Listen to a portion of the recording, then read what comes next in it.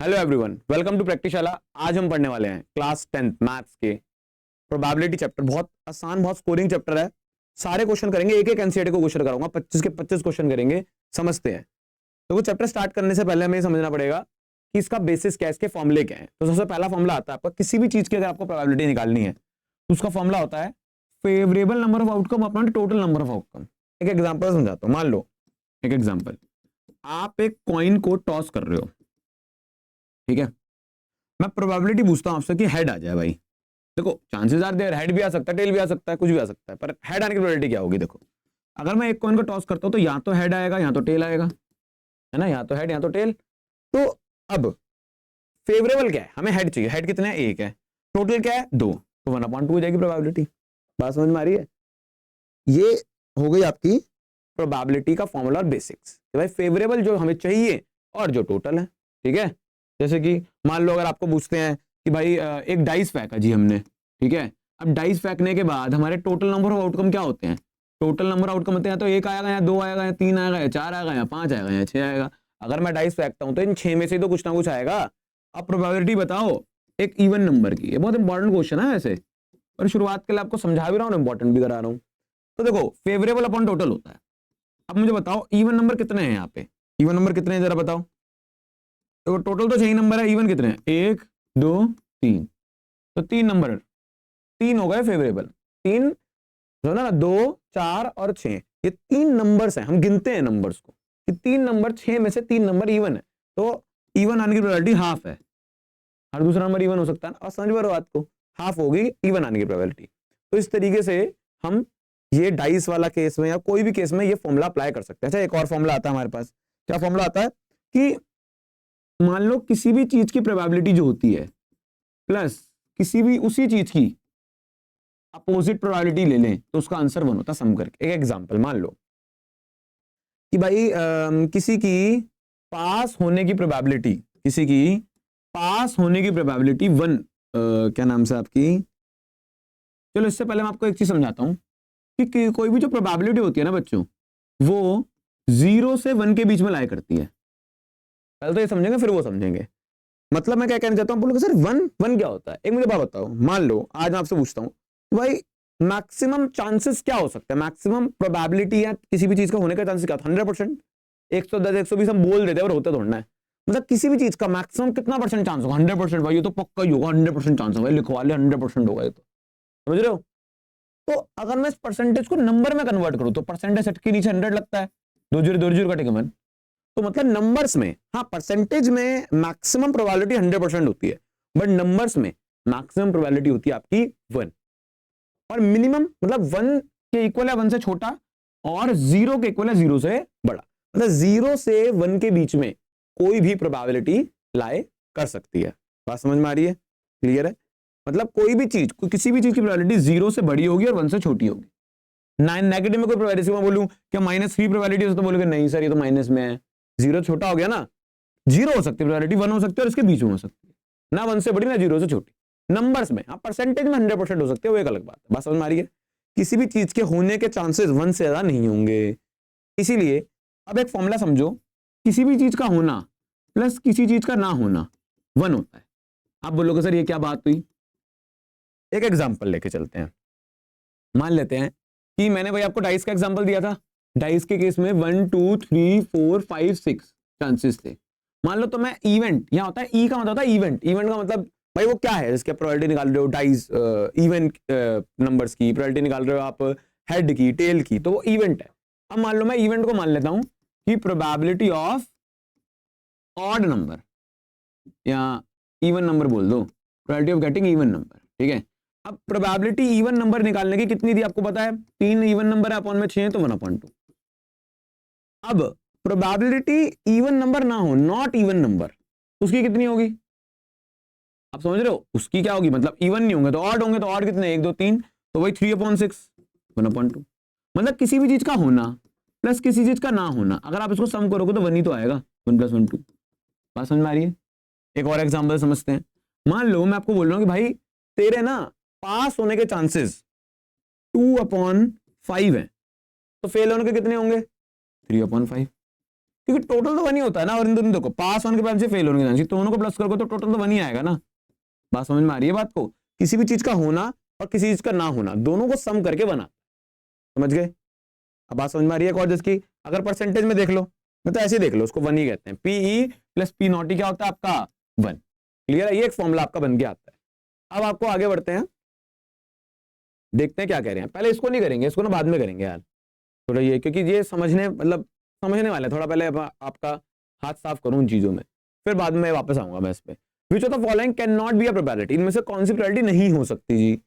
तो क्या 2 नहीं हो सकती? 2/3 प्रोबेबिलिटी हो सकती है? हो सकती है। क्यों? अगर आप 2 को 3 से डिवाइड करोगे तो ये 1 से छोटा आएगा, 0.67 ऐसा कुछ आएगा, तो 0 और 1 के बीच में, तो ये प्रोबेबिलिटी होगी। क्या ये प्रोबेबिलिटी हो सकती है? नहीं। तो ये प्रोबेबिलिटी नहीं हो सकती। ये प्रोबेबिलिटी हो सकती है। और बच्चा बोलता सर तो 15 लिखा है, आपने बोलता 1 से बड़ी प्रोबेबिलिटी नहीं होती। पर मेरे भाई परसेंटेज के केस है 15%, परसेंटेज केस में 100% तक प्रोबेबिलिटी होती है, 0 से 100% तक। तो ये हो सकती है, ये भी हो सकती है। तो ये वाली प्रोबेबिलिटी नहीं होगी, वही पूछ रहे थे ये। तो option B is correct, -1.5 probability कभी भी नहीं होगी, क्योंकि ये 0 से छोटी है, माइनस में है। ठीक है, आगे बढ़ते हैं। तो कोई फॉर्मूला आ गया, पीई दे रखा है, नॉट ई निकालना है ना, नॉट ई निकालना है आपको। ठीक है, तो PE plus P not E is equal to 1। अब पीई कितना दे रखा है आपको? 0.05, और पी नॉट ई कितना दे रखा है वो आपको निकालना है।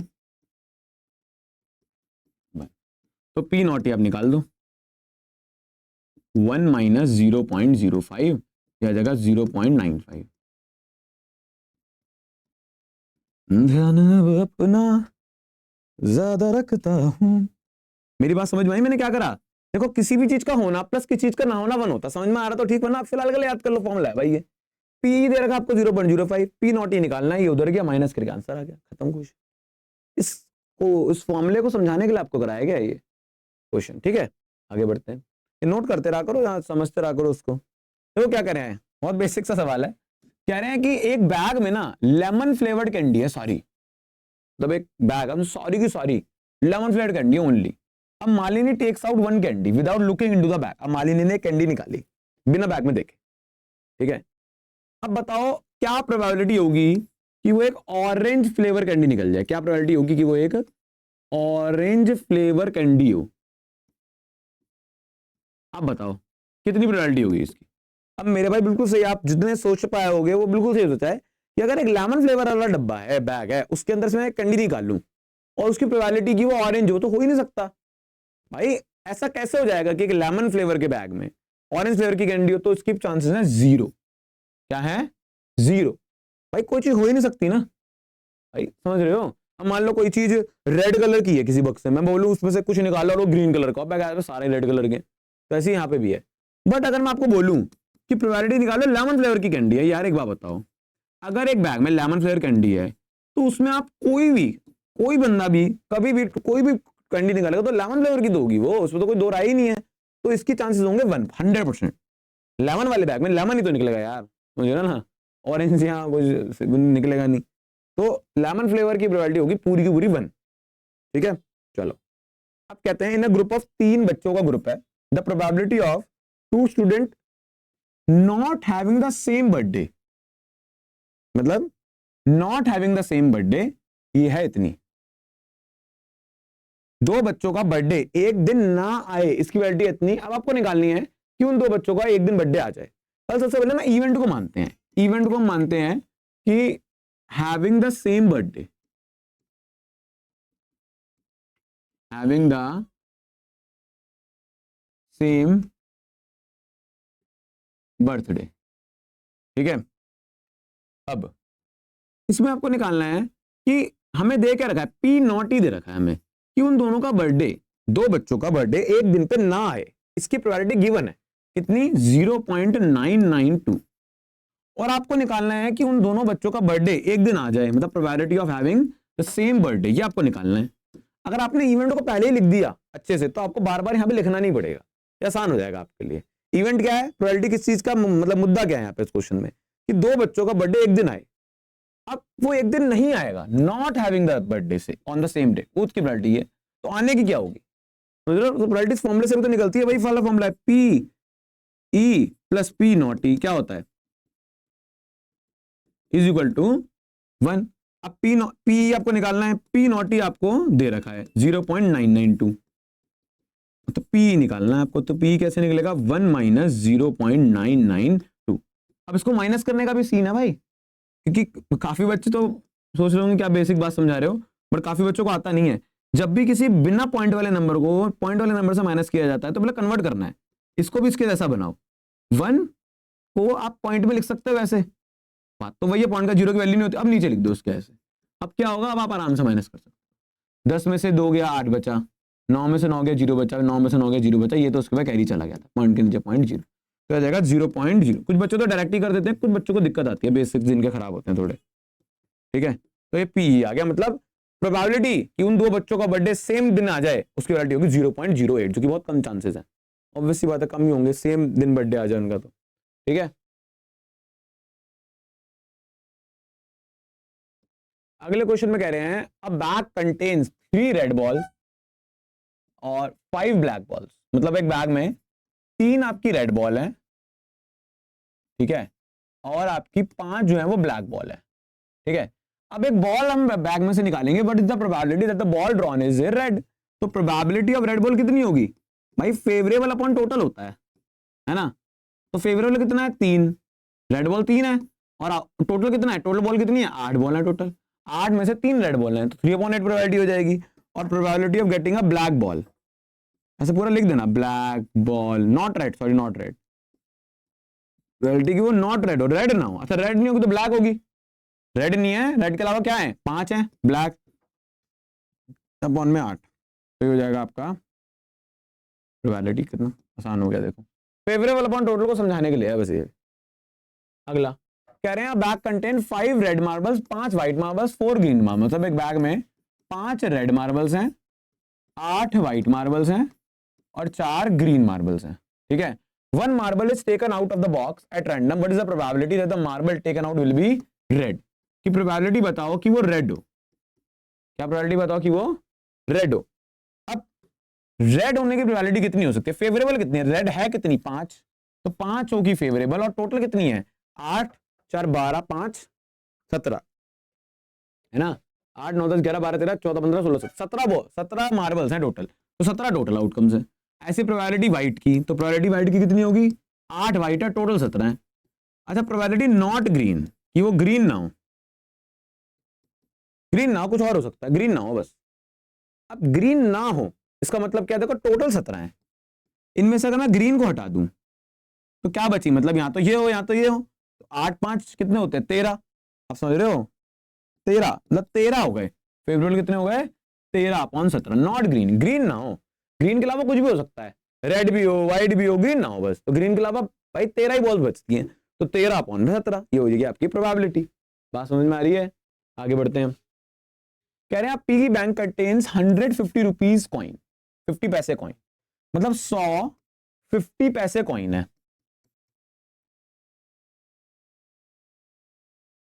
अच्छा 51 रुपए वाला कॉइन है, 1 रुपी कॉइन, ठीक है, 20 है 2 रुपए के कॉइन, 2 रुपए के सिक्के भाई मेरे, और 10 हैं आपके 5 रुपए के कॉइन, ठीक है।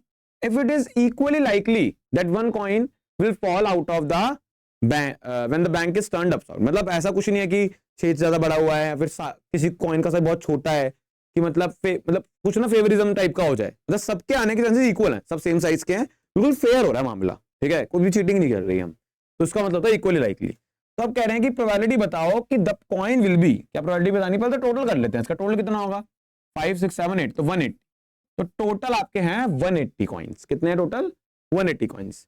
तो प्रोबेबिलिटी बताओ कि वो 50 पैसे वाले कॉइन हो जाता है, तो 50 पैसे वाला coin favourable upon total, favourable 100 है, टोटल 180 है, तो कट जाएगा, यह जाएगा 5 2 जा 10, 5 9 जा, सॉरी क्या कर रहा हूं मैं, 2 5 जा 10, 2 9 जा 18, तो 5/9 चांसेस होंगे 50 पैसे के कॉइन के। कह रहे हैं विल नॉट बी अ 5 रुपए कॉइन, प्रायोरिटी बतानी है, नॉट अ 5 रुपीज कॉइन। अब मुझे बात बताओ, है ना, कि यार हमारे पास टोटल कितने कॉइन है, 180, 180 में से कह रहे हैं 5 रुपए के सिक्के ना हो, तो 5 के सिक्के को हटा दो, तो कितने बचते हैं, 170, ये हो गया आपका फेवरेबल आउटकम। तो प्रायोरिटी निकाल दो अब, 170 अपॉन में 180 है कि नहीं, भाई नॉट अ, क्या बोला इन्होंने, नॉट अ 5 रुपए कॉइन, तो 5 रुपए का सिक्का ना, बाकी कोई भी हो सकता है कि नहीं भाई। तो उसके अलावा तो 170 ही सिक्के बचते हैं ना भाई, समझ में आ रही है बात। आगे बढ़ते हैं, अब देखो क्या कह रहे हैं। देखो आगे कह रहे हैं, गोपी बहू fish from a shop aquarium, ठीक है। गोपी बहू लैपटॉप सुखाने के बाद गई फिश लेने, कहां से, एक्वेरियम से, और shopkeeper takes out one fish at random, shopkeeper ने एक फिश निकाल दी randomly from the tank containing 5 male fish, देखो एक कंटेनर में 5 मेल फिश हैं, ठीक है जी, 8 फीमेल हैं, ठीक है जी, ओके। प्रोबेबिलिटी बताओ कि जो मछली निकले वो मेल हो गया, इतना आसान, बोर हो गया मैं तो करते करते। 5 मेल हैं, टोटल कितनी होंगी, 8 5 13, है ना। 5 1 13, कितना आसान, आगे बढ़ो। A game consist of a spinning an arrow, एक गेम में एरो को स्पिन कराया जा रहा है, ठीक है। इसमें फिगर भी हो गया एनसीईआरटी में, यहाँ पे है नहीं। तो एक ऐसा ना, ऐसे एरो वाला होता है गेम, 1 2 3 4, 1 2 3 4 5 6 7 8, तो देखो ना, ये 1 2 3 4 5 6 7 8, तो ऐसे ऐसे एरो वाला गेम है, ऐसे है, ये स्पिन करेगा, ठीक है। तो कह रहे हैं कि इक्वली लाइकली है सबका आना स्पिन करके, तो प्रोबेबिलिटी बताओ 8 आ जाए। तो प्रोबेबिलिटी 8 की, देखो 8 कितनी बार है, एक बार ही है, और टोटल कितने चांसेस हैं, तो 8 में से एक ही तो बार 8 आ सकता है, चांसेस तो एक ही है ना उसके आने के। Probability of an odd number, देखो इसमें ना एक चीज होती है, मतलब एक तो डायरेक्ट प्रोबेबिलिटी लिखना होता है, एक होता है अगर थोड़ा ज्यादा नंबर का क्वेश्चन है, या इफ यू हैव टू, मतलब आपको रिप्रेजेंट करना, और मतलब नंबर मिल सकते हैं, और नंबर नहीं कटेंगे। ऑड नंबर, आप पहले लिखो कि ऑड नंबर है कितने, तो ऑड नंबर आपके हैं कितने, ऑड नंबर 1 से 8 के बीच में, 1 3 5 और 7, तो 1 3 5 और 7, ये सारे कितने क्या हैं, ऑड नंबर है, 1 3 5 और 7, तो प्रोबेबिलिटी क्या होगी ऑड नंबर की, अब आप लिख सकते हो 1 2 3 4, 4/8 मतलब 1/2, तो इसमें ना कोई नंबर नहीं काट सकता आपके, इसको बोलते हैं हम सैंपल स्पेस, क्या बोलते हैं हम, सैंपल। एक होता है टोटल का सैंपल स्पेस, एक होता है फेवरेबल का सैंपल स्पेस, धीरे धीरे और बताऊंगा। कुल मिला के बाद इतनी, आप सीधा 4 भी लिख दो, कोई दिक्कत नहीं है, but for the safer side आप ऐसे भी कर सकते हो, थर्ड वाला पार्ट ऐसे, बाकी में भी। नंबर ग्रेटर देन 2, तो एक नंबर जो ग्रेटर देन 2 हो, 2 से बड़ा, तो 2 से बड़े कितने नंबर होंगे, 3 होगा, 4 होगा, 5 होगा, 6 होगा, 7 होगा और 8 होगा, मतलब प्रोबेबिलिटी जो होगी इसकी वो क्या होगी, अब लिख देना प्रोबेबिलिटी ऑफ ग्रेटर वाला, 6 नंबर है जो 2 से बड़े हैं, अच्छा आप ग्रेटर देन 2 बोले तो 2 इंक्लूड नहीं होगा, 6 से बड़े और 2 से बड़े 6 नंबर, 3/8, 2 3 6 2 4 8, 3/4 आ गई प्रोबेबिलिटी, समझ में आई बात, ये है प्रोबेबिलिटी, ठीक है भाई। अब देखो आगे, आगे भी कह रहे थे क्या, एक और पार्ट था क्या, हाँ, अ नंबर लेस देन 9, अरे वो बताओ यार, 9 से कम तो सारे नंबर है ना, तो अगर अ नंबर लेस देन 9 की प्रोबेबिलिटी निकाली जाएगी तो उसमें सारे नंबर आ जाएंगे 8/8, टोटल 8 है, और 9 से कम भी, 9 से कम तो सारे 8 नंबर, तो 9 से कम है ही ना, तो 1/1, ठीक है। आगे, a dice thrown once, the probability of getting a prime number, एक प्राइम नंबर मिले, इसकी प्रोबेबिलिटी क्या होगी, एक डाइस को फेंका गया, तो सबसे पहले यहाँ पे हम आंसर में देखेंगे टोटल। देखो डाइस के केस में आपको बता दूं कि जब भी हम डाइस फेंकते हैं तो हम 6 की पावर n में प्रोबेबिलिटी लेते हैं, जिसके भी एक डाइस फेंक रहे हैं तो आपको पता है कि टोटल नंबर ऑफ आउटकम कितने होंगे, या तो 1 आएगा, या तो 2 आएगा, या तो 3 आएगा, 4 आएगा, 5 आएगा, 6 आएगा, तो 6 आ गए, 6 टोटल आउटकम हो गए। बट अगर मैं आपको बोलूं कि 2 डाइस फेंके हैं तो कितने आउटकम बनेंगे, बच्चे बोलते हैं 12, ऐसा नहीं, 36 आउटकम बनेंगे। अब ये क्वेश्चन आएगा तो बना के भी दिखाऊंगा, पर फिर भी मैं बता रहा हूँ कि डाइस की कितने, 6 की पावर n, मतलब इसके अगर हम एक बार फेंकेंगे तो 6 की पावर 1, अगर मान लो मैं 2 बार डाइस फेंका तो 6 की पावर 2, 36 आउटकम बन गए जब 2 बार हम डाइस फेंकते हैं, कितना आउटकम बनता है 36, बात समझ में आ रही है। तो ये आगे बता दूंगा मैं, फिलहाल के लिए आपको वैसे ही पता है कि यार एक डाइस फेंकूंगा तो टोटल 6 ही आउटकम बनेंगे। अब कह रहे हैं पहला प्राइम नंबर, प्राइम नंबर, तो मेरे भाई प्राइम नंबर कितने होते हैं, 1 के प्राइम नंबर होता है, पहली बात तो ये सुन लो ध्यान से, 1 is neither a prime NOR a composite. Prime number बच्चों वो होता है जिसके मिनिमम 2 फैक्टर्स हो, और मतलब हाँ मैक्सिमम 2 फैक्टर्स हो, मिनिमम तो नहीं, प्राइम नंबर्स के मैक्सिमम 2 फैक्टर्स तो हो, ठीक है। तो मतलब अगर मतलब 2 है तो 2 का 2 नंबर है तो 2 प्राइम नंबर होगा, क्योंकि उसके उसके फैक्टर 1 भी है और 2 भी है, ठीक है। भाई 2 ही फैक्टर होने चाहिए, उससे ज्यादा होंगे तो वो फिर कंपोजिट बन जाएगा। बट अगर हम 1 को देखें तो 1 के एक ही फैक्टर है 1, उसके अलावा कुछ है ही नहीं। कंपोजिट के लिए 3 फैक्टर चाहिए होते हैं मिनिमम, समझ रहे हो? कंपोजिट नंबर वो होता है जिसके 2 से ज्यादा फैक्टर्स हो, है ना, और प्राइम नंबर जिसके 2 ही फैक्टर्स हो। तो ये ना तो प्राइम है ना तो कंपोजिट, तो 1 को कंसीडर नहीं करेंगे, मैंने थ्योरी के साथ समझा दिया आपको। तो प्राइम नंबर कौन से होंगे? 2, 3 और 5, ये तीनों प्राइम नंबर्स है। तो प्रोबेबिलिटी क्या आएगी इसकी? 3/6, मतलब 1/2। ऐसे प्रोबेबिलिटी लाइंग बिटवीन 2 एंड 6, तो 2 और 6 के बीच में 3 नंबर आएंगे, 4, 3, 4, 5, 3, 4 और 5, तो प्रोबेबिलिटी क्या होगी? 3/6, फिर वही 1/2। बात समझ में आ रही है? Probability of an odd number, क्या? ऑड नंबर की प्रोबेबिलिटी। तो प्रोबेबिलिटी क्या होगी ऑड नंबर की? प्रोबेबिलिटी होगी ऑड नंबर की आपकी, देखो ऑड नंबर कितने होते हैं आपके, देख लो जरा, एक होगा, 3 होगा और एक 5 होगा, तो 3 ऑड नंबर है, टोटल 6 है, तो 1/2 हो जाएगी probability of an odd number. बात समझ में आई? इस तरीके से हम प्रोबेबिलिटी निकालते हैं। सुपर डुपर इजी चैप्टर है। धीरे धीरे चीजें कॉम्प्लेक्स होंगी, कॉम्प्लेक्स भी क्या, थोड़ा तो वो होगा, मजा आएगा मतलब, है ना, क्योंकि आसान है चैप्टर। ठीक है भाई, आगे बढ़े। अब आता है भाई कार्ड्स का कॉन्सेप्ट, यहाँ थोड़ा नया होता है, हम कार्ड्स को समझाते हैं आपको। देखो टोटल पत्ते ताश के होते हैं 52, कितने होते हैं? 52 कार्ड्स होते हैं डेक में। इसमें से 26 जो आपके होते हैं, 26 वो होते हैं रेड, है ना, और 26 होते हैं ब्लैक। पहले तो ये समझ लो। अब इस रेड में 13 होते हैं हर्ट, 13 होते हैं डायमंड, ऐसे इस ब्लैक में भी 13 होते हैं स्पेड, ये याद रखना है आपको, स्पेड, और 13 होते हैं आपको क्लब। ठीक है, 13 हर्ट, 13 डायमंड, 13 स्पेड, 13 क्लब, ऐसे ऐसे करके पत्ते बांटे हुए हैं। देखो दिल, दिल रेड होता है, ऐसे याद कर लो, डायमंड, डायमंड अच्छी चीज है, रेड रेड, या फिर डायमंड रेयर है ना, इसलिए। और स्पेड और क्लब ब्लैक होते हैं। जैसे भी एक ट्रिक बना के याद कर लो, या सीधा सीधा भी याद हो सकता है। समझ में आई ये बात? अब इसके बाद आते हैं कि यार हर एक डेक में ना एक एस होगा, एस मतलब इक्का ना, हुक्म का इक्का जैसे कहते हैं, जैसे एक होगा आपका किंग, हर एक में होता है 13 में, हर एक 13 में एक किंग, एक क्वीन, और एक आपका जैक। ठीक है, ऐसे सब में होगा, ये 4 पत्ते, ये 4 पत्ते सब में होंगे। समझ में आई बात? मतलब डायमंड में भी इक्का किंग क्वीन जैक, इसमें भी इक्का किंग क्वीन जैक, ऐसा इसमें भी। अब एक सीन है यहाँ पे कि यार यहाँ पे जो फेस कार्ड होते हैं वो क्या होते हैं? तो फेस कार्ड आपके होते हैं, ये जो है ना, देखो फेस कार्ड की बात करें तो ये 3 फेस कार्ड है, आप समझ रहे हो? ये फेस कार्ड नहीं होता, एस फेस कार्ड नहीं है, एस तो नंबर है, पहला कार्ड, पहला नंबर जिस पे लिखा होता है उसको इक्का कहते हैं। बाकी ये 3 फेस जिनमें चेहरे होते हैं, जैक चेहरा है, क्वीन चेहरा है, किंग चेहरा है, इसमें भी 3 होते हैं, इसमें भी 3 होते हैं, इसमें भी 3 होते हैं। तो टोटल आपके अगर 3 को 4 बार बस करें तो 12, 3 इसमें, 3 इसमें, 3 इसमें, 3 इसमें, तो टोटल हमारे 12 फेस कार्ड होते हैं।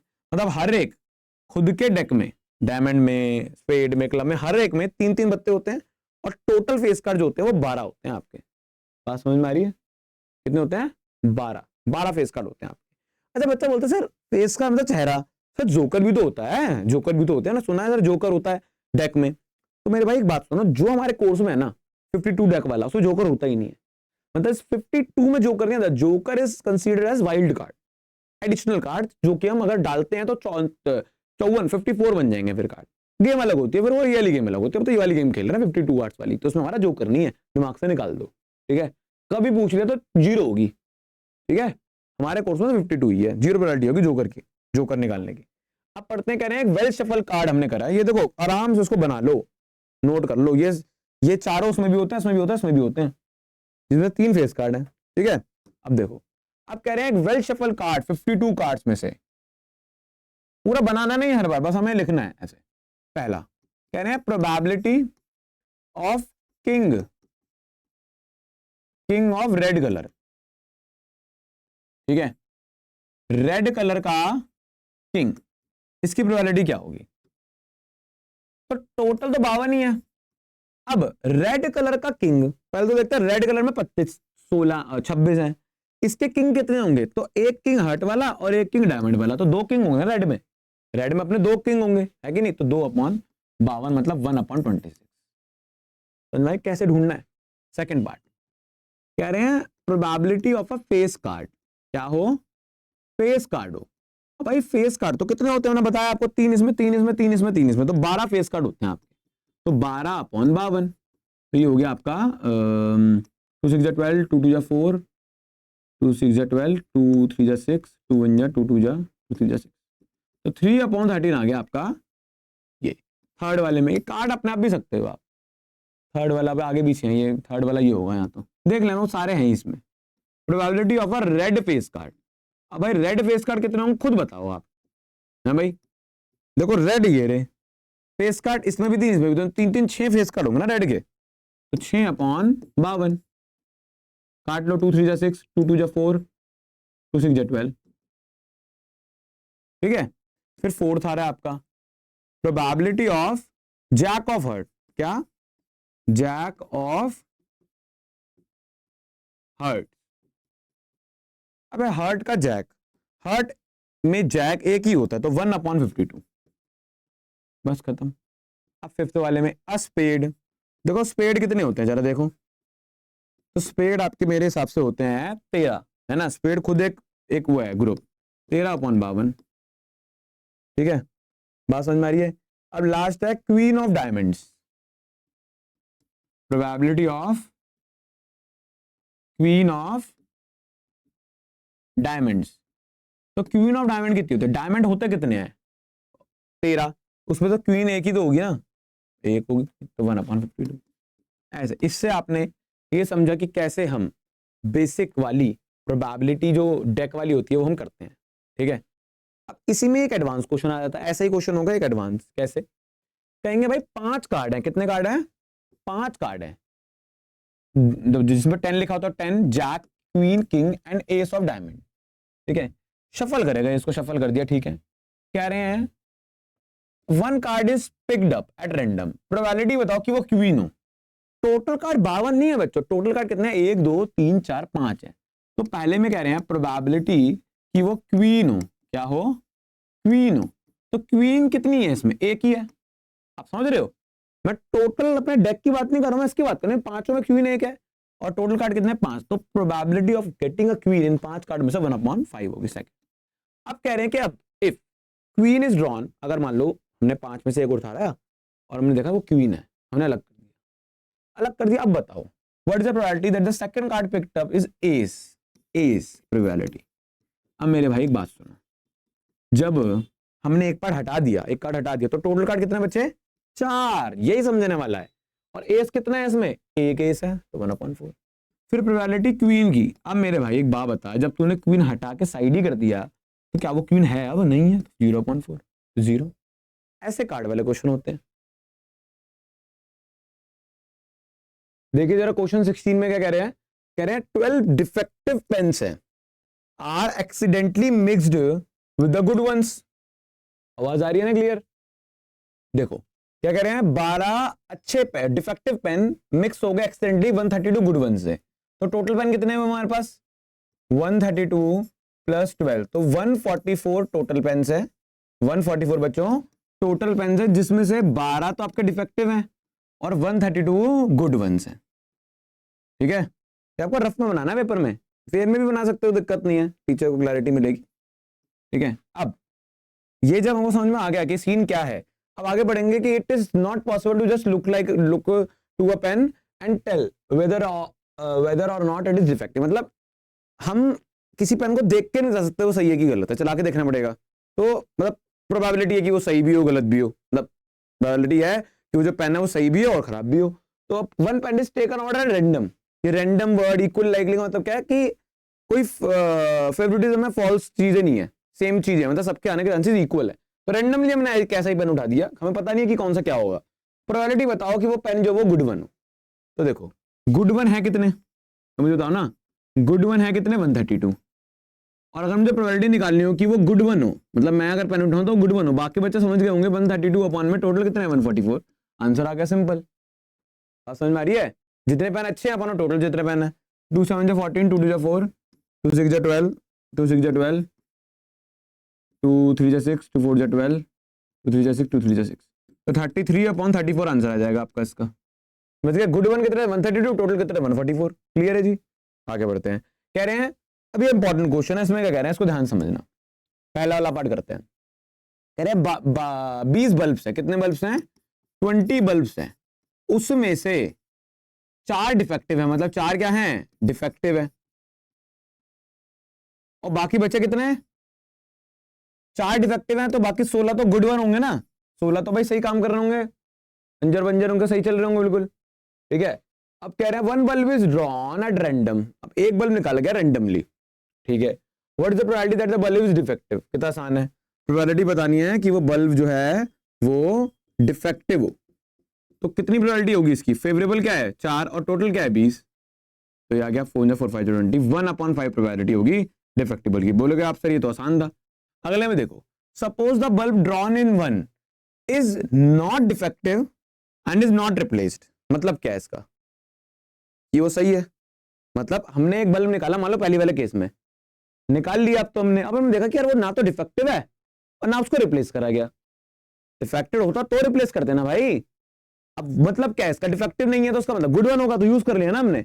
इन शॉर्ट पहले जो टोटल आउटकम थे वो 20 थे, अब जो टोटल होंगे उनमें से एक माइनस हो जाएगा, पहले 20 से तो अब एक चला गया, मतलब मैंने बल्ब निकाला, मैंने कहा ये तो बढ़िया बल्ब है, घर में लगा लेता हूँ उसको, तो मैं घर में लगा लिया, अब तो टोटल 19 बल्ब बचे। अब now one bulb is drawn from the random, what is the probability the bulb is not defective, वो डिफेक्टेड ना हो। समझ रहे हो मेरी बात, मैं क्या कह रहा हूँ, क्या हो गया भाई। अब देखो गुड वन कितने होंगे, जो गुड बल्ब से या जो नॉट डिफेक्टिव बल्ब्स थे, आप ये भी कह सकते हो कि नॉट डिफेक्टिव बल्ब्स, क्या गुड वन की वर्ड यूज करा ना, नॉट डिफेक्टिव जो थे पहले थे वो 16, कितने थे 16, अब अगर एक चला गया तो 15 बचेंगे ना मेरे भाई। मैंने क्या बोला, इन्होंने क्या बोला कि भाई नॉट डिफेक्टेड, यहां पे गुड वन की जगह नॉट डिफेक्टेड लिख देता हूं, नॉट डिफेक्टेड, कि भाई हमने बल्ब निकाला अब वो नॉट डिफेक्टेड निकला, तो मतलब पहले अगर 16 बल्ब थे नॉट डिफेक्टेड वाले तो अब 15 बचेंगे ना, क्योंकि एक तो मैंने निकाल के यूज कर लिया, टोटल में से भी एक कम हो गया और नॉट डिफेक्टेड में से भी एक कम हो गया। तो प्रोबेबिलिटी क्या होगी कि जो वो बल्ब मैं ड्रॉ कर रहा हूं वो नॉट डिफेक्टिव हो, है क्या होगी इसकी प्रोबेबिलिटी 15/19, क्या होगी 15/19। बात समझ में आ रही है, क्योंकि एक बल्ब जो हमने निकाला वो डिफेक्टेड नहीं था, तो अब 16 की जगह 15 बचे और टोटल में से भी गायब हो गए, तो 15/19, ये चीज समझने वाली थी यहाँ पे। ठीक है, समझ में आ गया तो देख लो, आगे बढ़ते हैं फिर। देखो आ गया ना क्लियर, कह रहे हैं बॉक्स कंटेन 90 डिस्क, 90 डिस्क है उसमें, which are numbered from 1 to 90, 1 से 90 के बीच में उसमें नंबर्स लिखे हुए हैं। If one disc is drawn at random from the box, अब एक हमने बॉक्स से एक डिस्क निकाली, मतलब ना इसकी पर्चियां 1 से 90 तक बीच उसमें नंबर लिखे हुए हैं 1 2 3 4 5 6 7 ऐसे 90 तक, तो प्रोबेबिलिटी बताओ पहला कि वो 2 डिजिट नंबर हो, क्या हो वो 2 डिजिट नंबर हो, इसकी प्रोबेबिलिटी बताओ। तो सबसे पहले हम देखते हैं कि 2 डिजिट नंबर है कितने, टोटल आउटकम तो बेटा 90 है, फेवरेबल कितने होंगे 2 डिजिट नंबर। अब मुझे बताओ 2 डिजिट के नंबर क्या 10 से लेकर 90 तक नहीं होंगे, मतलब 9 नंबरों को छोड़ दो, 1 2 3 4 5 7 8 9 को छोड़ दो, बाकी जो है मतलब 81 नंबर्स क्या 2 डिजिट्स के नहीं होंगे, आप बताओ ना मुझे 2 डिजिट्स के नंबर होंगे कितने, तो वो एक्चुअली होंगे 81, क्या होंगे 81 होंगे 2 डिजिट के नंबर। तो अगर मैं देखूं प्रोबेबिलिटी 2 डिजिट के नंबर की तो वो कितनी आएगी 81 फेवरेबल है, और अपॉन में टोटल कितने लिखने नहीं है वैसे आपको 10 11 12 12, देखो जब फेवरेबल बहुत बड़ा होता है ना तो लिखते नहीं है, हम हिंट ले लेते हैं 10 से 90 तक होंगे 2 डिजिट के नंबर, बट जब छोटा तो लिखना चाहिए हमें कि भाई हमारा फेवरेबल कहां से आया। टोटल तो देखो क्वेश्चन में गिवन नहीं है, 9 9 9 9 9 81, तो 9/10 आ गया 2 डिजिट नंबर का। अब निकालते हैं सेकंड वाले का, तो सेकंड वाले में क्या कह रहे हैं, कह रहे हैं परफेक्ट स्क्वायर, ये बढ़िया है, 1 से 90 के बीच कितने परफेक्ट स्क्वायर होंगे। अच्छा जिससे परफेक्ट स्क्वायर क्या होता है, perfect square is a number जो कि रूट के बाहर आ जाता है, मतलब एक एग्जांपल लेके चलता हूं 36 इज अ परफेक्ट स्क्वायर, क्योंकि अगर मैं उसको रूट करूं तो 6 आएगा। ऐसे कितने नंबर होंगे परफेक्ट स्क्वायर, समझ रहे हो कि अगर उसका रूट करें तो रूट से बिल्कुल बाहर आ जाए। देखो 1 2 3 4 एक परफेक्ट स्क्वायर है ना, क्योंकि इसका रूट करके रूट से बाहर आ जाता है ये आराम से, तो जिसका रूट किया जा सकता है आराम से। 4 का कौन होता है 9 होता है। अब ऐसा कर करके देखोगे तो आप देखो कोने में गिनती लिख लो, 1 से है ना तो 1 भी तो परफेक्ट स्क्वायर है, ठीक है। देखो 1 2 3 4 5 6 7 8 9, ठीक है। अब 1 का स्क्वायर क्या होता है 1, तो 1 हो गया, 2 का square 4 is a perfect square. समझ रहे हो, मैंने उल्टी गलती कर ली ना भाई। 1 2 3 4 लिखूंगा, उसका स्क्वायर कर दूंगा, जो आंसर्स आएंगे वो परफेक्ट स्क्वायर ही तो होंगे। अब मुझे ऐसे ढूंढना थोड़ा पड़ेगा, 1 होता ही नहीं होता, अच्छा 2, अच्छा 4 होता है, फिर 9 होता है, अब 9 के बाद क्या होगा 16। आप समझ रहे हो, परफेक्ट स्क्वायर लिखने हैं यहाँ पे। परफेक्ट स्क्वायर बड़े वाले नंबर होते हैं, छोटे वाले नहीं। अरे उसके बाद 25, 5 का स्क्वायर 25 होता है, 6 का स्क्वायर 36 होता है, 7 का स्क्वायर 49, 8 का स्क्वायर 64, 9 का स्क्वायर 81। बस, तो ये 9 नंबर होंगे, 1 2 3 4 5 6 7 8 9, 9 नंबर होंगे जो परफेक्ट स्क्वायर्स हैं इसमें। कितने नंबर है? 9 नंबर परफेक्ट स्क्वायर था। फिर बता रहा हूं परफेक्ट स्क्वायर क्या होता है, एक ऐसा नंबर जिसको रूट करा जाए तो एग्जैक्ट आंसर आ जाए, समझ गए, वो होता है परफेक्ट स्क्वायर। अब ऐसे ढूंढ नहीं पाओगे, ढूंढर तो बढ़िया है, और अगर नहीं ढूंढ पा रहे हो तो उसमें ऐसे लिख लो, क्लियर है बस। तो मतलब आके प्रोबेबिलिटी ऑफ परफेक्ट स्क्वायर यहां लिख देना, परफेक्ट स्क्वायर, ये सारे परफेक्ट स्क्वायर हैं। आपने फेवरेबल लिख दिया ना, अगर आपने फेवरेबल लिख दिया तो टीचर आपको तंग करेगा ही नहीं, भाई ये तो बंदा बढ़िया है, पूरा फेवरेबल लिख के आया है। तो प्रोबेबिलिटी ऑफ परफेक्ट स्क्वायर कितनी होगी भाई? कितने नंबर है ये? 9 नंबर है। कितने नंबर है? 9। और टोटल कितने नंबर है? 90। तो कितने हो गए? 1/10। ठीक है बच्चों। तीसरा आ रहा है आपका, अ नंबर डिविजिबल बाय 5। 5 के टेबल में कितना नंबर होंगे? क्या बोला मैंने? A number divisible by 5। अब 5 के टेबल में कितने नंबर आते हैं मुझे बताओ, 1 से 90 के बीच में? तो गिन लो जरा, देख लो। तो देखो, एक तो 5 आएगा, 5 का टेबल देख लो ना, 5 10 15 20 25 30 35 40 45। आप समझ रहे हो? अब इसकी ट्रिक भी बताऊंगा, पहले लिख लेता हूं, फिर आपको लगेगा कि भाई सर ट्रिक कैसे पता लगी आपको। इसको बिना लिखे भी आप कर सकते हो, क्योंकि बहुत ज्यादा है ना। मैंने क्या बोला, जब फेवरेबल वाला ज्यादा टेंशन दे रहा हो तो नहीं लिखना चाहिए उसे हमें। फिर देखो 90 भी इंक्लूड होगा, क्योंकि बिटवीन नहीं बोला, 1 से 90 तक सारी चिट्टे हैं हमारे पास, सारी डिस्क है। अब कितना नंबर हो गए ये देखो कि 1 2 3 4 5 6 7 8 9 10 11 12 13 14 15 16 17 18 18 नंबर होगा 5 के टेबल में आएंगे। ठीक है, अगर अब सर मान लो उससे भी बड़ा होता तो 1 से लेकर मतलब 500 के बीच 5 का टेबल, 5 के डिविजिबल देख रहे हैं, तो कुछ नहीं करना, जो टोटल नंबर है 90 उसको जिससे डिविजिबल कह रहे हैं डिवाइड कर दो। 90 को 5 से डिवाइड करो, 18 ही तो आएगा, समझो। अब भाई गिनने दोनों लगेंगे हम, समझ रहे हो? कितनी बार 5 का टेबल आएगा उसमें, 5 के डिविजिबिलिटी कितनी बार आएगी उसमें, तो डिवाइड कर दो 90 को 5 से, 18 आ गया। फिलहाल ऐसे भी 18 आएगा, वैसे भी 18 ही आएगा। तो प्रोबेबिलिटी क्या होगी इसकी? 18/90।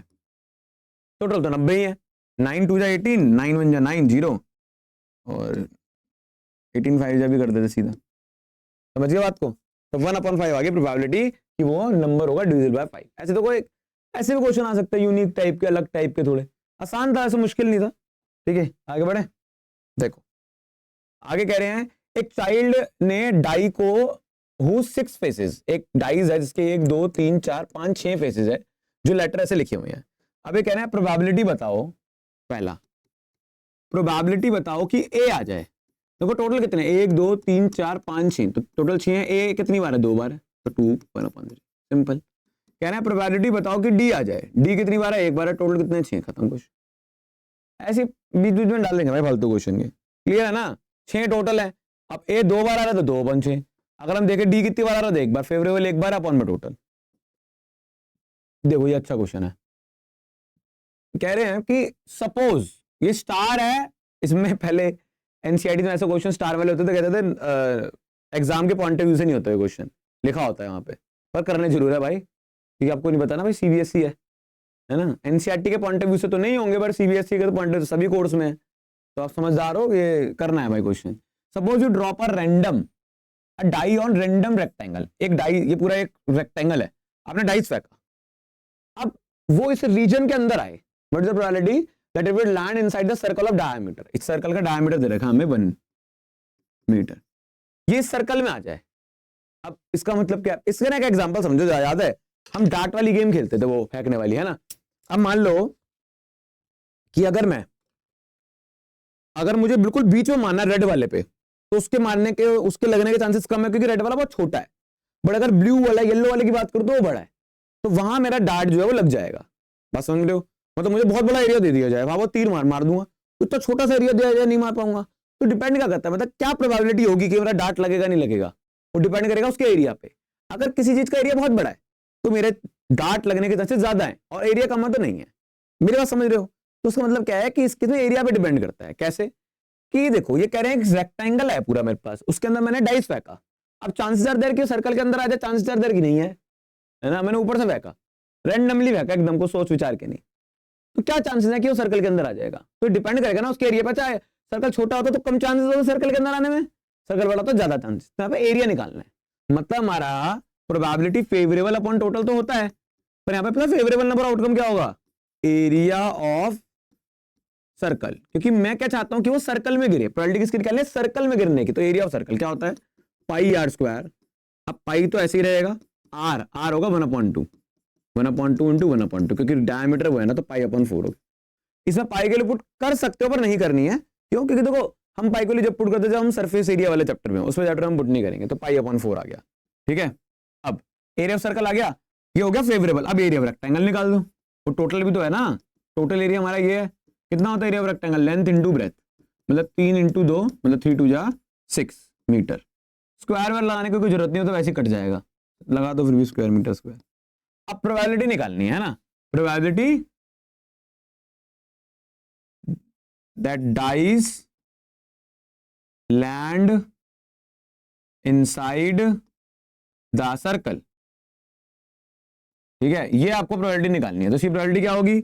एरिया ऑफ सर्कल अपॉन में, मैंने क्या बोला? फेवरेबल क्या है बच्चों? एरिया ऑफ सर्कल, और टोटल क्या? Area of rectangle.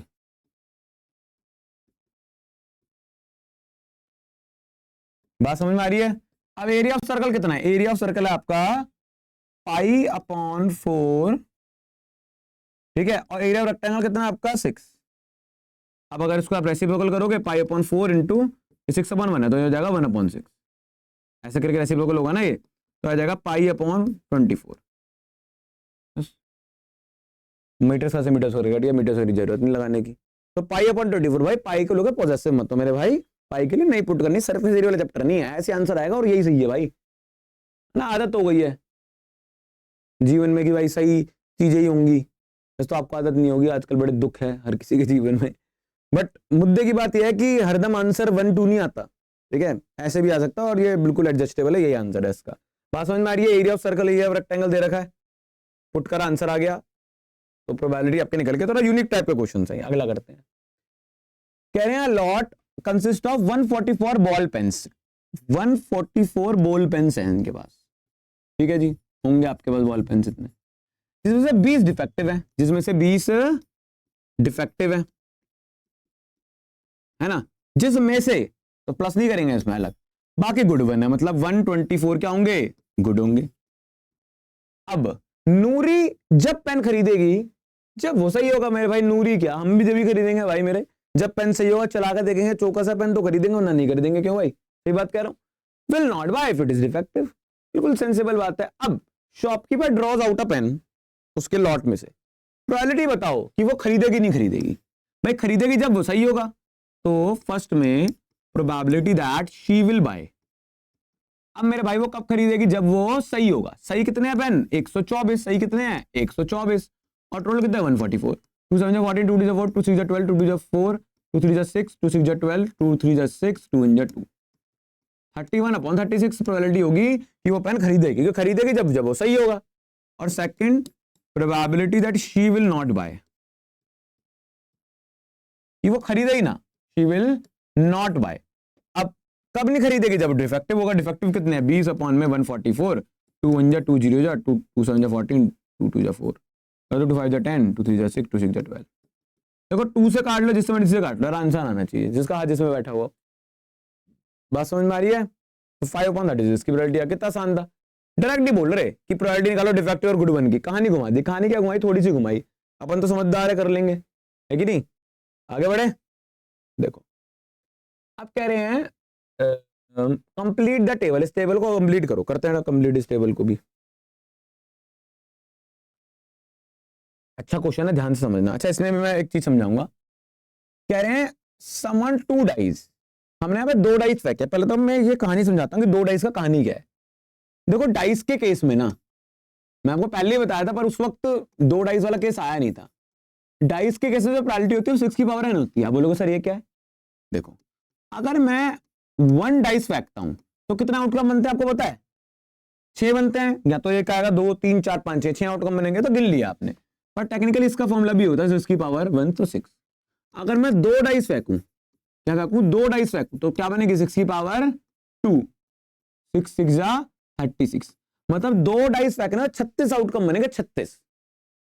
अब कुछ बच्चे होते हैं जो कहते सिर्फ फॉर्मूला क्यों बनाया, तो 2 डाइस फेंकें तो 12 आउटकम बनेंगे, सिंपल हिसाब है, बात 6 प्लस करते रहो। पर ऐसा नहीं होता, कॉम्बिनेशन होते हैं यहाँ पे, ये प्रोबेबिलिटी है।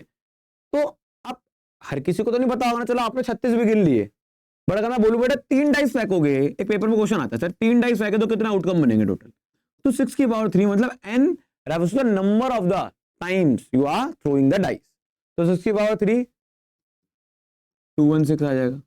बात समझ में आई? तो ऐसे पेपर में एक नंबर क्वेश्चन आ जाता है कि कितनी बार डाइस फेंका हमने, अब क्या टोटल आउटकम होंगे।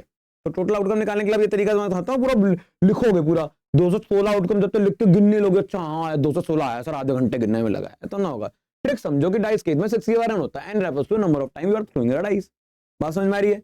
फिलहाल हम बात कर रहे हैं 36 वाले पे कि हम 2 बार डाइस फेंक रहे हैं, 2 टाइम्स हम डाइस को फेंक रहे हैं, 2 डाइस फेंक रहे हैं, तो 6 की पावर 2 36। अब मैं आपको समझाता हूं कि इसके अंदर कैसे 36 आउटकम बनते हैं, एक ही बार समझाऊंगा क्योंकि बहुत 36 बार बार लिखूंगा नहीं मैं। 36 ही क्यों? अगर मैं 2 डाइस फेंक रहा हूं सर 36 बन रहा है, हमने फॉर्मूले वाइज बता दिया, पर रियलिटी में बताओ कैसे बनेंगे 36। तो देखो ऐसा हो सकता है ना कि मैं डाइस फेंकूं तो दोनों पे 1 1 आ जाए, हो सकता है पहले पे 1 दूसरे पे 2, होता है पहले पे 1 दूसरे पे 3, मतलब मैंने 1 फिक्स कर दिया।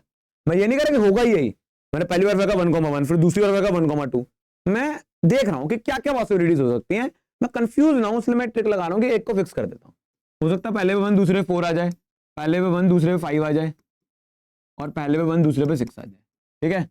अच्छा ये भी तो हो सकता है पहले पे 2 दूसरे पे 1, फिर 2,2, फिर 2,3, फिर 2,4, फिर 2,5, फिर 2,6, फिर 3,1, 3,2, 3,3, 3,4, 3,5 और 3,6, फिर 4,1, 4,2।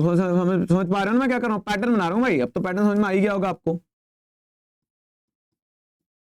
4,4, 4,5, 4,6,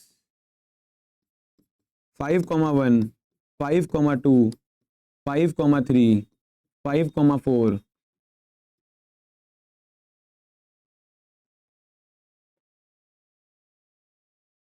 6,2, 6,3, 6,4, 6,5 और 6,6। तो ये देखो 36 आउटकम मैंने, और कोई भी रिपीट नहीं हो रहा, आप देख पा रहे हो। अब बताओ इतनी मेहनत आप हर क्वेश्चन थोड़ा करोगे, ये तो समझाने के लिए है, इसलिए आपको ट्रिक है भाई, 36 आउटकम बनेंगे टोटल, कहानी खत्म, गिनना थोड़ा लोगे यहाँ पे। तो ये सारे चांसेस हैं। अब अगर हम क्वेश्चन पे बढ़े तो क्वेश्चन में क्या कह रहे हैं? क्वेश्चन में कह रहे हैं कि कंप्लीट द टेबल। इवेंट क्या है? सम ऑन 2 डाइस। अगर मैं 2 डाइस फेंकता हूं तो उनका सम 2 हो जाए, उस केस में 1/36 बनेगी।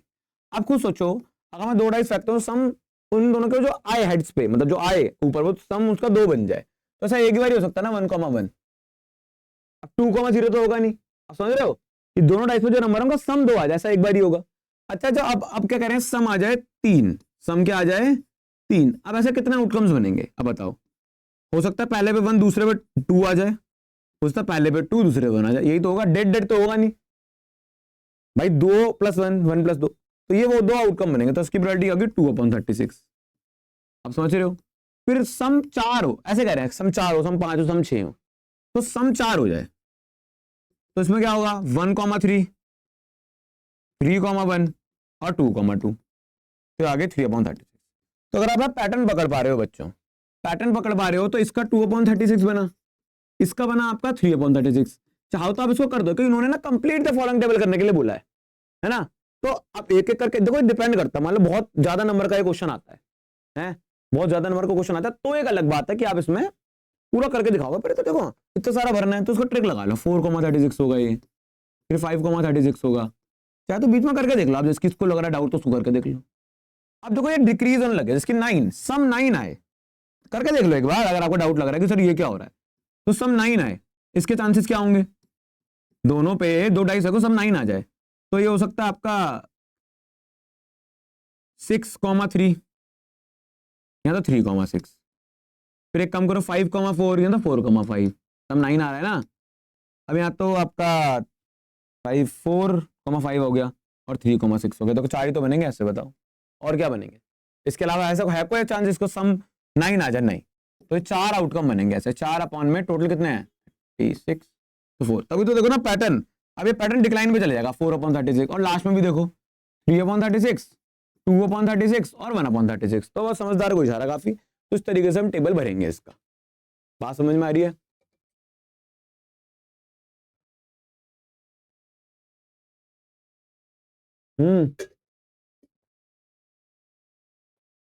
लाडलो और लाडलियों, समझ में आ रही है? अब मुद्दा है ये, अगला पार्ट में क्या कह रहे हैं, ये इंपॉर्टेंट है भाई, ये चीज इंपॉर्टेंट है बहुत, इसको समझना पड़ेगा आपको भाई। ये कह रहे हैं अ स्टूडेंट एक स्टूडेंट ने पूछा कि sir there are 11 possible outcomes. ये तो हो गया, इसको मिटा देता हूं, उसको नोट करना तो नोट कर लो, ठीक है। सबको करके देखना, बीच में जो करके देख लेना कोई हिंट के लिए अपनी। कह रहे हैं सर एक एग्जांपल आर्ग्यू करा उसने कि देयर आर 11 पॉसिबल आउटकम्स, मतलब इसकी सम 2 है, 3 है, 4 है, 5 है। अब ये 11 आउटकम्स हो गए टोटल, तो क्या इनमें से किसी एक के आने की प्रोबेबिलिटी 1/11 होगी? नहीं। अगर नहीं समझ में आया तो मैं बताता हूं, एक एग्जांपल लेके चलते हैं। मान लो कि मैं क्लास में आता हूं, अब मैं कभी तो क्लास में मस्ती करवाता हूं बच्चों को, कभी क्लास में पढ़ाई करवाता हूं, और कभी कभी क्लास कैंसिल भी हो जाती है। मतलब मल्टीपल चांसेस ना, मान लो 3 चांसेस हैं, पढ़ाई होगी, मस्ती होगी, क्लास कैंसिल होगी। तो इसमें से मैं बोलूं कि प्रोबेबिलिटी बताओ कि आज क्लास होगी, इसकी प्रोबेबिलिटी क्या 1/3 होगी? अब आप खुद सोच के बताओ कि मेरे क्लास में, या मैं अगर पढ़ा रहा हूं आप बच्चों को ट्यूशन में, तो क्या प्रोबेबिलिटी मस्ती की और पढ़ाई की इक्वल है 1/3 1/3? नहीं, क्योंकि ये 3 आउटकम इक्वली लाइकली नहीं है। क्या मतलब कि हमने जब देखा तो हमारी क्लास में, हाँ ऐसा होता है कि कभी कभी मस्ती होती है, कभी कभी छुट्टी हो जाती है, पर मोस्ट प्रोबेबिलिटी तो पढ़ाई ही होती है। तो ऐसा ना कि 3 चीजें हैं तो उनमें से किसी भी एक चीज की प्रोबेबिलिटी 1/3 होगी, क्योंकि प्रोबेबिलिटी का जो फॉर्मूला है इसके ऊपर एक कंडीशन होती है जो कि बताई नहीं जाती। क्योंकि भाई अब देखो फ्लो में जा रहे हैं हम, इतना ज्यादा क्यों बताएं। कंडीशन का मतलब है इक्वली लाइकली होना।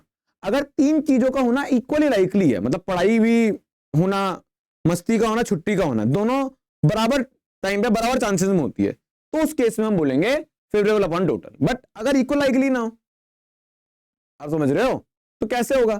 तो समझ रहे हो, तो इसका मतलब क्या, देखो 2 आने की प्रोबेबिलिटी, 7 आने की प्रोबेबिलिटी, तो देखो इन सबके प्रोबेबिलिटी आने की अलग अलग है, ये अलग अलग सिचुएशंस हैं।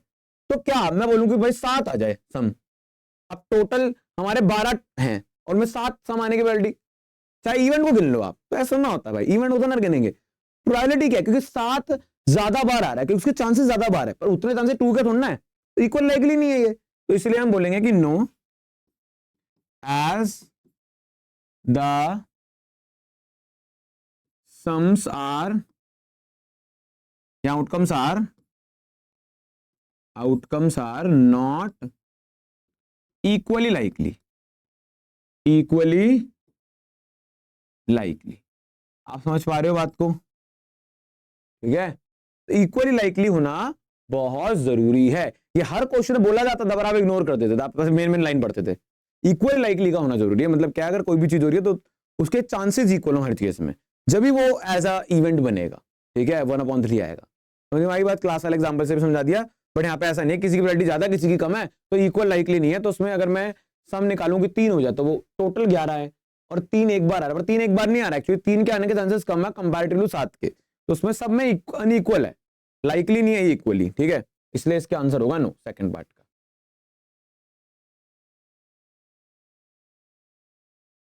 मैंने बोला ना कि therefore the each of them has a probability of 1/11, नहीं 1/11 थोड़ा ना होगी, क्योंकि यहाँ पे इक्वल लाइकली है ही नहीं। चलो अब आगे बढ़ते हैं, आगे क्या कह रहे हैं? कह रहे हैं game consist of tossing of 1 rupee coin 3 time. भाई 3 बार कॉइन को टॉस करा। अगर मैं कॉइन को एक बार टॉस करता हूं 2 आउटकम बनते हैं, है ना। तो देखो कॉइन के केस में भी 2 की पावर n होता है। देखो कोई भी केस हो, जितने उसके फेसेस होते हैं उसकी पावर n, डाइस के 6 फेसेस होते हैं तो 6 की पावर n, कॉइन के 2 फेसेस होते हैं तो 2 की पावर n। अब यहाँ पे 3 बार कॉइन को टॉस करा जा रहा है तो 2 की पावर 3, मतलब 2 × 2 × 2, 2 to the 4, 2 to the 8, 8 outcomes होंगे टोटल। टोटल कितने आउटकम्स होंगे बच्चों? 8। चलो ठीक है। अच्छा देखो, एक कॉइन को 3 बार फेंके या 3 कॉइन को 1 बार फेंके, बात एक ही है। क्लियर है? चीजें तो 3 ही बार हो रही है ना। Noting the outcome each time. Hanif जीतेगा if all the tosses give the same result. अगर सारे के सारे टॉसेस में सेम रिजल्ट आ जाए तो हनीफ जीत जाएगा। बात समझ में आ रही है? बट मतलब 3 हेड आ जाए 3 टेल आ जाए, अमन हार जाएगा, तो हनीफ हार जाएगा। तो जरा देखते हैं कि हनीफ जीतेगा कब। तो हनीफ के जीतने के जो चांसेस है वो है या तो ट्रिपल एच आ जाए या तो ट्रिपल टी आ जाए। आप बात समझ पा रहे हो? भाई जीतेगा कब? या तो तीनों बैट तीनों पे टेल। तो ये 2 हो गए। कितने हो गए? 2। अब हनीफ हारेगा कब? जब ये नहीं आएगा। इसका मतलब क्या, इसके अलावा क्या क्या आ सकता है? या तो वो निकाल लो या तो दिमाग लगाओ ना यार। एक बात बताओ, टोटल 8 है, 8 में से 2 चांसेस में जीतेगा तो 6 में हारेगा ना यार। सिंपल बात है। अगर 20% चांस है पास होने के तो 80% फेल होने के होंगे ना यार। सिंपल। तो 8 में से 6 बार, 2 बारी तो जीतेगा, 6 बारी तो हारेगा। तो प्रोबेबिलिटी क्या होगी कि हनीफ हार जाए? हनीफ हारने की प्रोबेबिलिटी होगी आपकी 6 फेवरेबल है। और टोटल कितने आपके? 36। 6/36 नहीं, सॉरी 36 की आदत होगी। 8 2 2 3 6 2 4 8, तो 3/4 आ गया आपका। बात समझ में आ रही है? तो ये सीन हो गया। क्लियर है? तो हनीफ के हारने के चांसेस क्या है? 6/8, क्योंकि 6 बार वो हारेगा, 2 बार वो जीत रहा है। क्लियर? आगे बढ़े। अगला कह रहे हैं अ डाइस इज थ्रोन ट्वाइस। भाई मेरे अपमत पागल बना, आप तो हम कर सकते हैं आराम से। अगर 2 बार डाइस थ्रो होगा तो 36 आउटकम बनेंगे। बहुत इंपॉर्टेंट क्वेश्चन है। कह रहे हैं पहले पार्ट में कि यहां लिख देना टोटल ऐसे करके, टोटल आउटकम ये होते हैं आपके। 5 will come up either time. 5 आ जाए, ईदर का मतलब चाहे पहली बार चाहे दूसरी बार, उसकी प्रोबेबिलिटी होगी 5 विल नॉट कम। 5 के ना आने की प्रोबेबिलिटी क्या होगी? ठीक है, देखो 5 के ना आने की प्रोबेबिलिटी में तो देखो 1 भी आ सकता है, 2 3 4 5 6। तो ऐसे नहीं कर लेंगे, देख ले कि 5 कितनी बार आ रहा है और टोटल में से माइनस कर दें। बात समझ में आ रही है? हम आसान रास्ता चुनेंगे ना। मतलब कहने का क्या है कि मैं पहले ये देखता हूं कि 5 विल कम, मतलब जैसे मैं सॉल्यूशन में गया यहां पे है ना, मेरी बात समझना, धीरे धीरे समझ में आएगा कि 5 विल कम ईदर टाइम, इसके कितने चांसेस बनेंगे? कि हम लोग को 36 लिख नहीं सकते हैं। 5 आ जाए चाहे किस में भी आए, तो देखो हो सकता है आपका 1,5 हो सकता है 2,5 हो सकता है 3,5 हो। बस सेकंड वाले डाई से फिक्स कर दिया और फर्स्ट वाले चेंज कर 4,5 हो सकता है 5,5 हो सकता है 6,5 हो।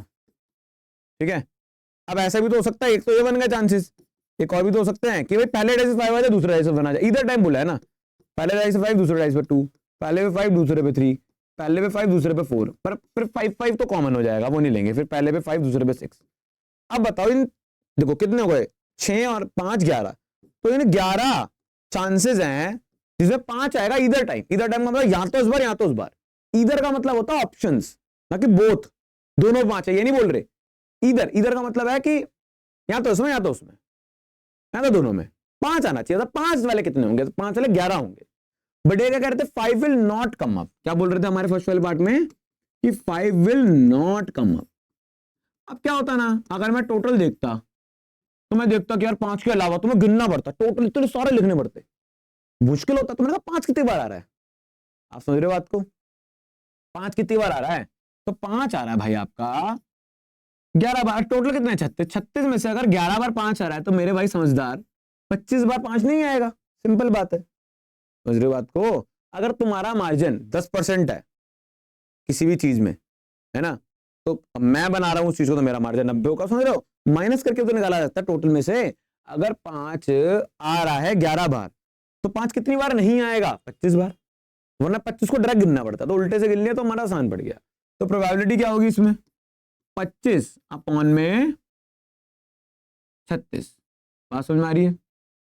25/36 चांसेस होंगे कि 5 will not come either time. ठीक है, बात समझ में आई? 25 बार 5 नहीं आएगा, क्योंकि 11 बार 5 आ रहा है तो मतलब 25 बार नहीं आएगा।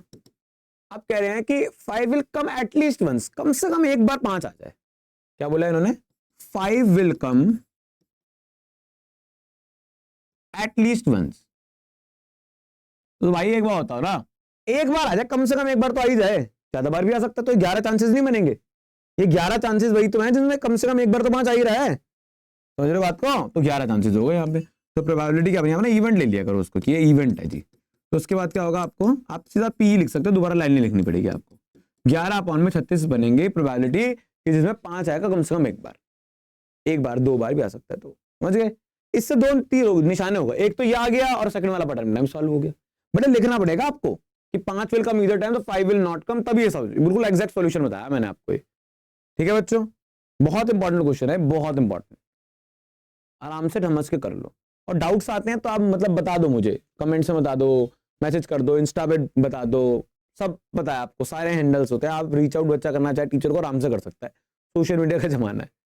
मतलब हमको तो रीच आउट करना आसान है, और हमें बच्चे कहते हैं कि सर कहाँ है आपका अकाउंट, ये है वो है, और जबकि आपके जो क्या बोलूं मैं, आपके जो दोस्त होते हैं दूर दूर के, आपकी मित्र होते हैं, मित्रियां होती हैं, उनको तो बड़ी आसानी से ढूंढ लेते हो आप लोग, छांट के ढूंढ के पूछ पाछ के, और हमें ढूंढना मुश्किल हो रहा है। तो भाई बस मोटिव नहीं है आपका, वरना ढूंढने तो भगवान मिल जाते हैं, ठीक है भाई? अब 25वां क्वेश्चन करते हैं इसी बात पे।